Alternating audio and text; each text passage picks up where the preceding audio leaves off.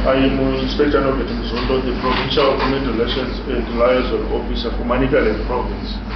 I would like to confirm the arrest of one Hildah Tizora, a female adult resident at house number 6575 Chikanga 2 Mutare, for having been found in possession of goods reasonably believed to have been smuggled.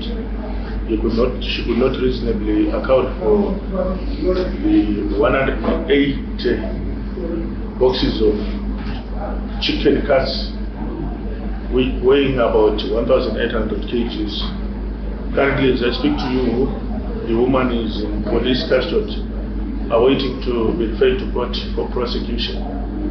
Our appeal to members of the public is that they must avoid using illegal points of entry to smuggle goods into the country, since they risk facing the full wrath of the law, and at the same time they will lose their hard-earned cash, because what they will have done is illegal, I think.